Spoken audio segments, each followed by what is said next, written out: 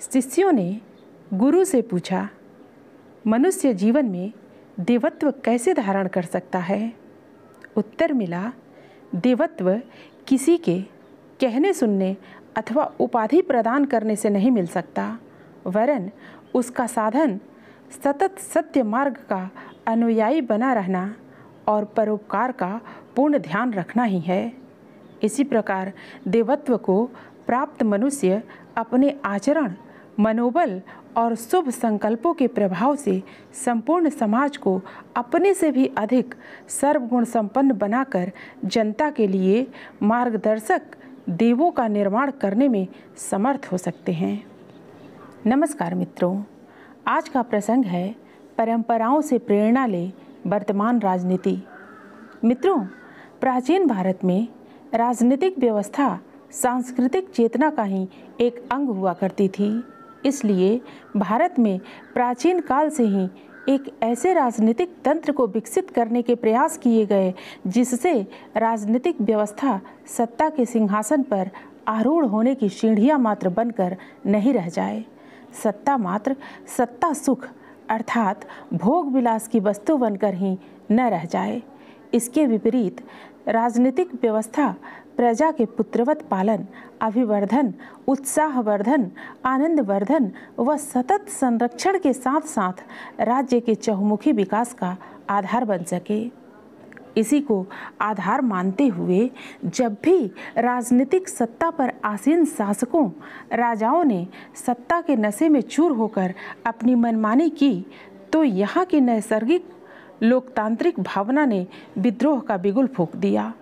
इसी कारण कभी परशुराम के फरसों ने मदान्ध शासकों के सिर काट डाले, तो कभी हस्तिनापुर में धृतराष्ट्र की सत्ता को महाभारत युद्ध ने उखाड़ फेंका।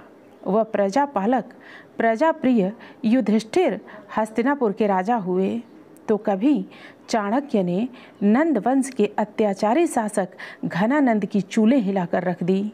वह सत्ता की बागडोर चंद्रगुप्त मौर्य के हाथों में सौंप दी।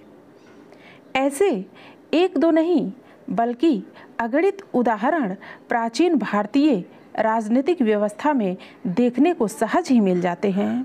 अतः स्पष्ट है कि राजनीतिक व्यवस्था के प्रजापालक के भाव को यहाँ एक व्यापक आधार बनाया गया था। इसलिए राजपद की उत्पत्ति को ही नागरिक व लोकतांत्रिक समाज की उत्पत्ति माना गया तथा राजा को राज्य की आत्मा माना गया। इस प्रकार प्राचीन भारतीय राजनीतिक व्यवस्था अपनी कई विशेषताओं के कारण सर्वश्रेष्ठ व सर्वोपरि रही है। भारत के प्राचीनतम गणराज्य और प्राचीन संस्कृति में सभा, समितियां और विदथ जैसी संस्थाओं का उल्लेख मिलता है। इसके पीछे सामाजिक जीवन की सांस्कृतिक पृष्ठभूमि के अनुरूप ही राजनीतिक जीवन को विकसित करने का उद्देश्य निहित था। उस समय सांस्कृतिक जागृति ने राजनीतिक जागृति को जन्म दिया था।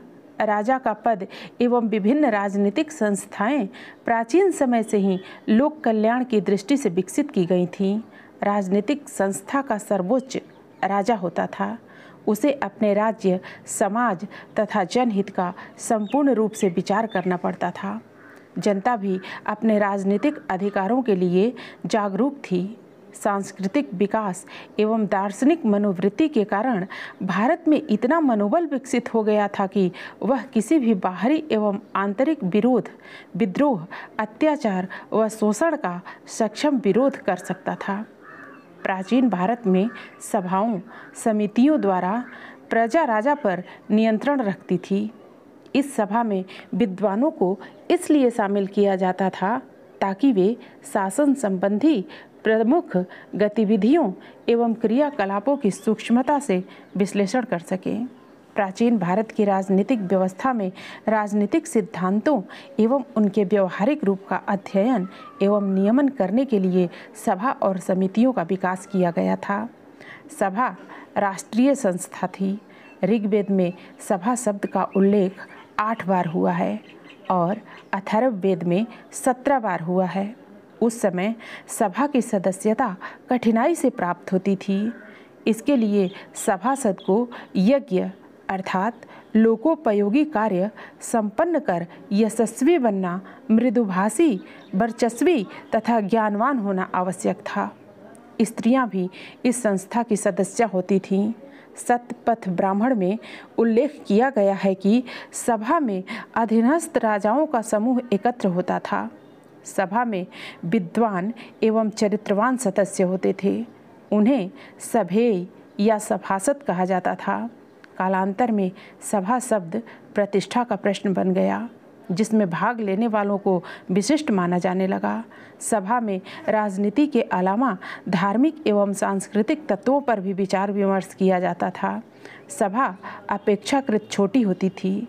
सभा का बड़ा रूप समिति के रूप में जाना जाता था। समिति ऐसी जनसभा थी जिसमें लोग खूब काम करते थे, जिससे राज्य एवं समाज का कल्याण हो। इसका संबंध पूरे राज्य से था और वह महत्वपूर्ण राजनीतिक संस्था थी और राजा से इसका गहरा संबंध था। इसमें राष्ट्रीय समस्याओं पर गहनता से विचार विमर्श किया जाता था और उनका समाधान निकाला जाता था।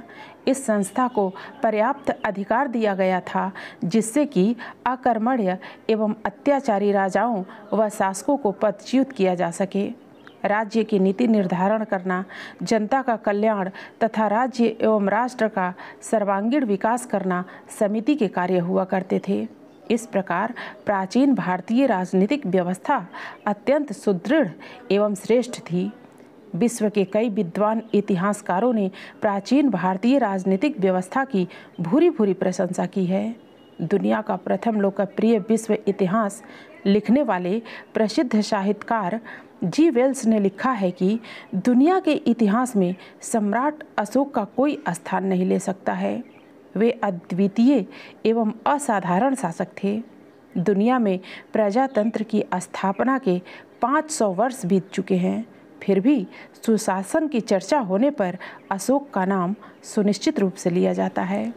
इसी प्रकार सम्राट विक्रमादित्य, राजा भोज, पुष्यमित्र शुंग, हर्षवर्धन, चंद्रगुप्त मौर्य आदि प्राचीन भारतीय शासकों की शासन व्यवस्था भी अद्वितीय मानी जाती रही है।